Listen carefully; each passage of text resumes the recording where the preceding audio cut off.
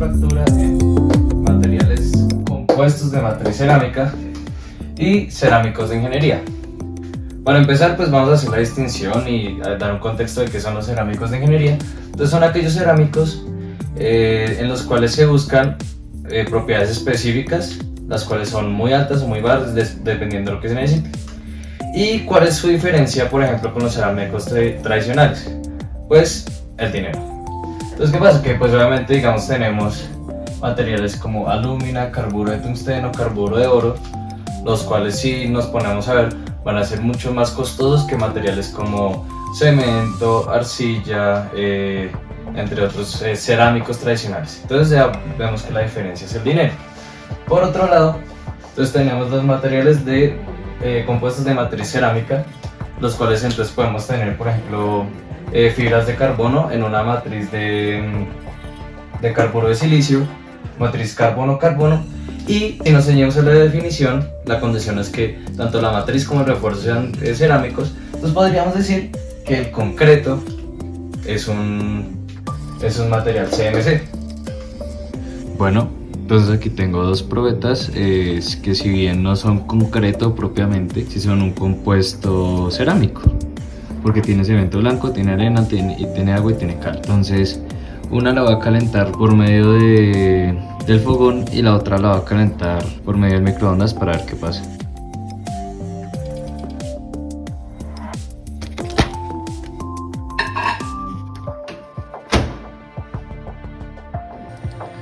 Bueno, lo que pasa con la probeta que metí al microondas es que al no meterla totalmente seca, el agua, al tratar de escapar y evaporarse, pues abrió grietas y pues se rompió, entonces su tenacidad pues disminuyó totalmente.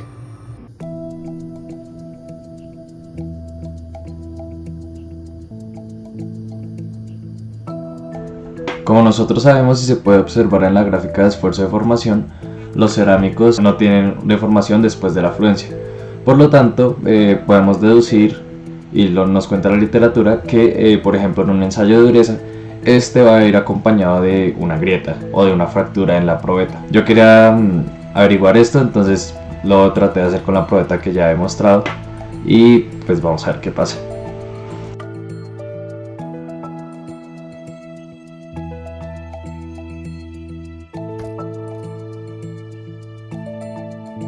Perfecto, teniendo en cuenta lo anterior, entonces ahora vamos a pasar a hablar de los modos de fractura. Comenzando por el más simple, digámoslo de alguna manera, que sería la fractura en tensión. Para este modo podemos ver dos casos. Cuando es un caso intergranular, cuando se excede la resistencia de tensión del material, la energía que necesita para la grieta para propagarse va a ser menor y se va a propagar por los límites de grano, que es la que pasa en el diboruro de titanio, por ejemplo, que es un cerámico de ingeniería. Esta la podemos ver en este lado, que es como se ve la fractura con un microscopio. Por otro lado, cuando por ejemplo tenemos un cerámico monocristalino como sería la alúmina, la cual no tiene límites de grano, entonces la fractura va a ser una fractura transgranular, que se va a propagar por medio del cristal y va a depender de la orientación de su estructura cristalina. Esta la podemos ver aquí. Con los residuos de las probetas que mostré anteriormente, hice un intento de tratar de mostrar cómo se ve la grieta en tensión para los cerámicos. En este caso pues sería un cerámico compuesto. Cabe aclarar que esto es algo netamente ilustrativo. Obviamente los ensayos se hacen de otra manera, son de una manera más minuciosa, pero por hacerlo didáctico lo voy a mostrar de esa manera. De manera que esto sea lo más didáctico posible, tengo varios trozos de probetas que traté de hacer con cerámicos de cemento y arena, de tal manera que pueda mostrar los modos de fractura. Entonces el primero va a ser el más simple, que va a ser tensión. Entonces simplemente hago una carga axial hacia afuera, una carga de tensión, y podemos observar cómo se genera la grieta.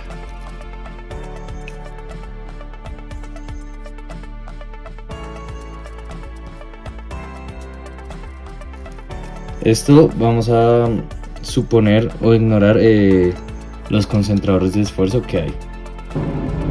El segundo modo de fractura que nosotros tenemos para cerámicos va a ser la fractura por compresión. Si bien sabemos que los cerámicos en general, tanto los de ingeniería como los MC, como los cerámicos tradicionales, aguantan muchos mayores esfuerzos de compresión que de tensión, también estos van a fallar por compresión, debido a que cuando superan su límite en el exterior del cuerpo de la probeta se van a generar grietas. Esto debido a que en el exterior se supera el esfuerzo de fluencia, y pues esto va a generar el fenómeno o modo llamado como división axial. Entonces este fenómeno se puede ver aquí en una foto, y como su esquema se puede ver aquí en este lado. Además, como este es el modo más fácil de emular, entonces vamos a ver un video de cómo con mis probetas traté de ver cómo se ve este fenómeno, en el cual se puede alcanzar a ver cómo ocurre este repartimiento axial.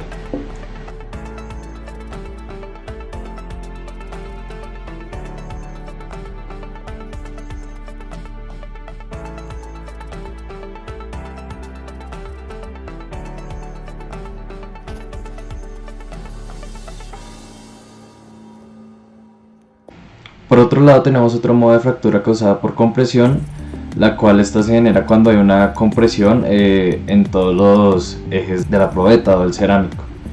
Este se le llama como esfuerzos de compresión de confinamiento, los cuales pueden ser altos, como se puede ver aquí, o pueden ser pequeños esfuerzos de confinamiento, los cuales se pueden ver aquí.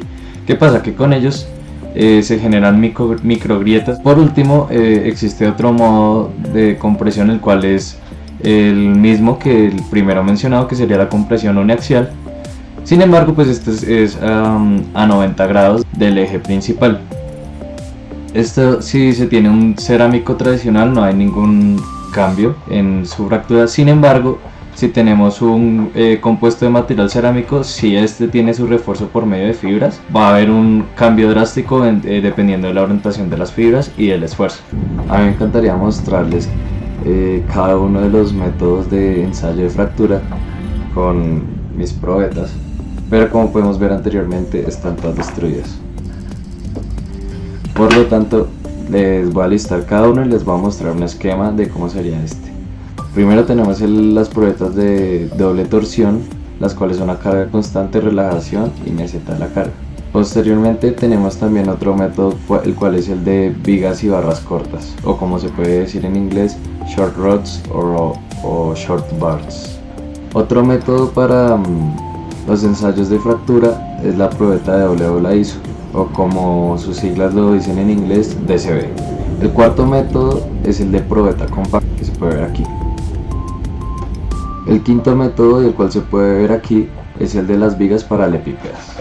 Y el último método, y uno de los más usados, por el cual se puede controlar la grieta, se llama grietas superficiales controladas, el cual se puede ver aquí y ya sabemos cómo funciona. Ahora, para la obtención de la tenacidad KIC se realizan pruebas de flexión. De esta manera se puede observar cómo se propaga la grieta a través de la probeta. Aquí más o menos está el esquema de cómo es la prueba con 1 y 2 apoyos. También entonces podemos ver experimentalmente cómo se ve la talla por la cual se debería propagar la grieta. Vamos a ponerla aquí. Y entonces a este lado vamos a observar los grados de KIC para el magnesio PSZ, o como es más llamado comúnmente, la zirconia, el cual es un cerámico de ingeniería. Vamos a verlo aquí. Y asimismo vamos a obtener los mismos datos para la alúmina. Entonces podemos ver que para la alúmina los datos oscilan entre 2.8 y 3.2, mientras que para la zirconia los datos oscilan entre 7 y 8. También hay que mencionar que para obtener algunos parámetros de tenacidad como la curva R y la curva G, estas son derivadas de la curva de fuerza de desplazamiento o esfuerzo de desplazamiento. Por lo tanto, con las anteriores mencionadas, y las cuales ya todos conocemos, podemos obtener las curvas ya mencionadas, como pueden ver, por ejemplo, la curva R aquí, su variación con diferentes temperaturas, o por ejemplo la curva G, también aquí cómo varía esta según la temperatura. Además, es necesario saber cómo actúan los materiales de ingeniería variando diferentes temperaturas. Como su parámetro principal es el KIC de tenacidad, entonces vamos a ver aquí cómo a medida que aumenta la temperatura, la tenacidad del material va disminuyendo. Para aumentar la tenacidad de ciertos materiales, en este caso los cerámicos de ingeniería, hay varios métodos. Para que ustedes los puedan ver mejor, vamos a ponerlos aquí. ¿Qué pasa con estos métodos? Que como ustedes pueden ver, hay algunos los que convierten los cerámicos de ingeniería en compuestos de matriz cerámica. Estos vendrían a ser las fibras, los whiskers y el anclado de grieta. Como podemos ver, hay compuestos de matriz cerámica como carbono-carbono, carburo de silicio-carbono, alumina-carburo de silicio, entre otros. Entonces, como podemos ver, también están las magnitudes en las cuales hay un aumento de tenacidad y las limitaciones que estos tienen. Para entrar más en detalle de cómo podemos aumentar la tenacidad de fractura en los cerámicos por medio de un compuesto de matriz cerámica, vamos a ver aquí más gráficamente dos maneras. La primera va a ser la adición de fibras, las cuales en el momento de que haya una grieta, estas se transmitirán por las fibras, lo cual generará mayor ductilidad y por lo tanto disminuir la propagación de la fractura. De segundo, tenemos aquí la adición de una segunda fase, lo cual genera un componente de dilatación y de cortante en donde se origina la grieta, y por lo tanto esto va a reducir los concentradores de esfuerzo, haciendo que la propagación de la grieta sea más lenta. Adicionalmente se encontró un artículo donde se estudia la deflexión de una grieta en un compuesto de matriz cerámica. Entonces, para empezar, ellos plantean el modelo para lo que sería el estudio de la tenacidad de fractura de un cerámico sin ningún refuerzo. Entonces, como podemos ver, aquí se ve la grieta y se puede observar pues su modelamiento, su dimensionamiento. Posteriormente, entonces podemos observar la deflexión en la dirección radial tanto como axial, y podemos ver que en la parte de la izquierda, en la dirección radial, va a haber altas deflexiones. Posteriormente, entonces realizan el mismo planteamiento para un CMC de carburo de silicio, en el cual, como se puede ver a la izquierda, bueno, tenemos la fibra, tenemos... Let's take a look at how the CMC process works. It all starts here with polysilane powder. By melting this powder, we're able to spin, cure, and heat treat it into a high-strength, corrosion-resistant, low-density silicon carbide fiber, each one only a fifth the diameter of a human hair. The finished strands then have 4 proprietary coatings applied, coatings that enhance the fiber, that build its height, strength, and creep resistance. Next, the treated fiber is passed through a slurry of solvents, binders, and plasticizers, and spooled around a wet drum, transforming these fibers into a workable tape, large sheets of unidirectional fiber. When finished, it's on to the next phase of production. Tape is fed into a computerized machine that precisely cuts it into the sizes and shapes needed for the specific part being produced. When done, cutout plies are stacked to the desired thickness on a form or tool. The plies are oriented to use the high fiber strength properties for each layer across the thickness of the part, often alternating fiber direction through the thickness. Once all the plies are in place, the tool is put in an autoclave where low heat and high pressure transitions the layered plies into a molded part. The part then goes through a burnout process to convert all remaining organic material to carbon. The open pores created by the burnout process are melt infiltrated with silicon to add density and complete the conversion to a SiC fiber and matrix part, capable of withstanding 2,400 degrees. Still, there's more to be done. Before CMC components can be put into service, additional work is needed to assure fit and quality. Since silicon carbide CMC is one of the hardest materials on Earth, GE uses industrial diamond drills and discs to machine and shape parts for final installation. Like all of GE's engine components, each part gets a rigorous multi-point inspection and image analysis to guarantee the physical geometrical characteristics and provide a supplemental level of precision. Finally, the integrity of the complete structure is assessed by CT scan, where any defects are discovered.